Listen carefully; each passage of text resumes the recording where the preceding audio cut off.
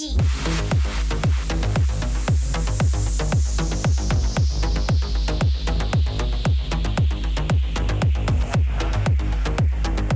Hey everyone, how's it going? My name's Strike, and today we're going to be taking a look at the AKAI Fire. So let's get the boring stuff out of the way first. The build quality, like, it sounds bad on camera, but really this thing's pretty stout. And even at its price point, which is like $119, what I paid on Amazon for this, the one that didn't come with the software. I would say the only downside though is the fact that the black plastic on top is like made out of this just horrible fingerprinty plastic that even if you clean it, your fingerprints are still there. Like, you never really get rid of them, that kind of plastic. And two, when I opened the box, the screen was sticking to these pads over here, so I had to peel it off and stick it back in there.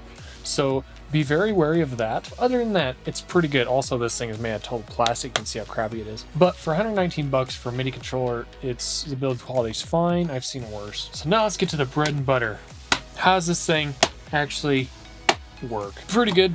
I mean, honestly, I thought I was going to play with the drum option more often, like poking in drums and stuff, but that was like the thing I completely avoided the most when I actually started using this thing. I thought the most handy function was actually being able to use this thing as a keyboard. It's kind of funky how the keyboard works on it. It's kind of like the Ableton Push, except, you know, not as good. Because, I mean, the Ableton Push is much bigger, more expensive. But what this thing is able to pack in such a little package is actually quite impressive. See, not only does it have a keyboard function, you can actually program it to have different scales, have different styles of keyboards. It's actually quite interesting. And I found myself using that function more than any other function. Every other function on this thing is about as clunky as it possibly can get. Like, I was watching one tutorial on this thing, and the amount of things this thing can do are insane. It's just, everything's just so clunky on it. Like, you have to do so much to do really basic things that you can do with your mouse and keyboard. Like, you can change the velocity of each note, but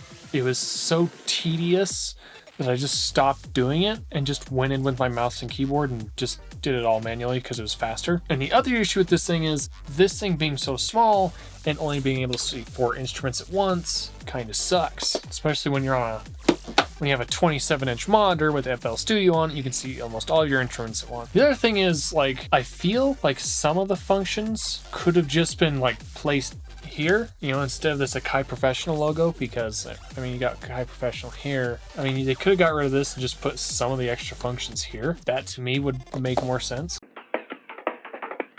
If I had to take this on the go, this thing would be epic, because this thing is like just compact as it can get, which I just think is awesome. Way more compact than the Ableton Push. Trust me, I know that thing weighs like 50 pounds, and this thing, it's like a paperweight compared to that. So for $119, honestly, considering that the launch pad is around the same price, this thing packs in more functionality, and I think I would use it more than the launch pad. In fact, I sold my launch pad because I used it so little. This thing, very powerful, so I would recommend this if you're an FL Studio user and you need a nice portable keyboard to take with you on the go or something that has more functionality than just a keyboard.